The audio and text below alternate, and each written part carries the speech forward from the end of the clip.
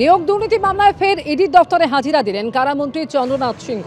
সকাল 11টায় তিনি যান এবং এরপর 8 ঘন্টা তাকে জিজ্ঞাসাবাদ করেন ইডির আধিকারিকরা। নথিপত্র নিয়ে তিনি যান। 5 বছরের আয়কর রিটার্নের নথি চেয়েছিলেন ইডির তদন্তকারীরা। 2016 সালের পর থেকে কেনা সম্পত্তির নথিও তলব করা হয়েছিল, আর সেই সব নথিপত্র নিয়েই ইডি দফতরে হাজিরা দেন চন্দ্রনাথ সিংহ।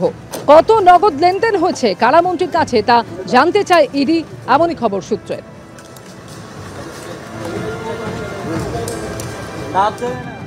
জিজ্ঞাসাবাদ তো থাকবেই, কোর্ট অর্ডার ছিল, ইডি ডাকলে আমাকে আসতে হবে। উনি ডেকেছিলেন, আজকে ডেট ছিল, আজকে আমি এসেছি, হাজিরা দিয়েছি এবং যেটা প্রশ্ন ছিল আমি সে উত্তরগুলো দিয়েছি এবং যে কাগজ চেয়েছিল সেই কাগজগুলো জমা দিই। আর রাজ্য জুড়ে এসআইআর শুরুর জল্পনার মধ্যেই এবার সিএ শিবির নিয়ে বৈঠকে বিজেপি। সল্টলেকে বিজেপির বৈঠক, যেখানে বিজেপির 700 শিবির করার ভাবনা রয়েছে। বাংলাদেশ সীমান্তে বিশেষ নজর দিচ্ছে বিজেপি। নদিয়া, কোচবিহারের মতো জেলাতেও বিশেষ নজর দেওয়ার সম্ভাবনা রয়েছে। বিজেপির সর্বভারতীয় নেতৃত্বের মধ্যে বৈঠকে হাজির বিএল সন্তোষ, সুনীল বনসলরা।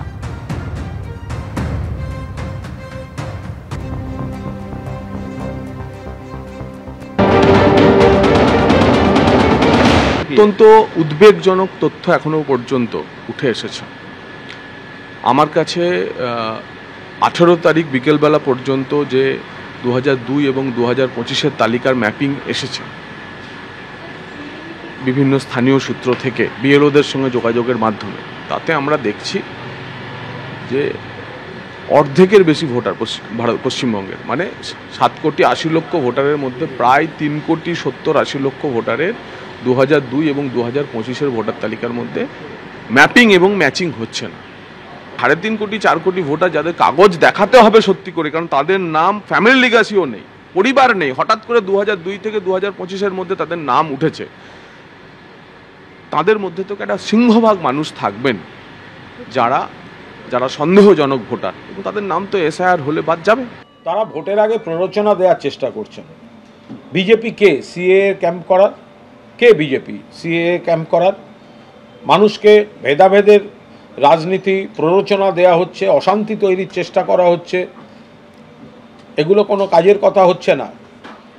আসল দরকার হচ্ছে মানুষের উন্নয়ন, রুটি কাপড়া মাকান। 100 দিনের টাকা দেবে না, আবাসের টাকা দেবে না, বাংলা ভাষাকে বলছে বাংলা ভাষা বলে কিছু নেই, বাংলা বলা মানে বাংলাদেশি। এই রাজ্যের অন্তঃসত্ত্বা মহিলাকে পাঠিয়ে দেওয়া হচ্ছে বাংলাদেশে, আর এসছে এখানে সিএ এর ক্যাম্প করতে। বিজেপি নেতাদের দেখলেই তো লোকে জিজ্ঞাসা করতে যাচ্ছে 100 দিনের টাকা দেননি কেন? বিজেপি নেতাদের দেখলেই তো লোকে জিজ্ঞাসা করতে চাইছে আবাসের টাকা দেননি কেন?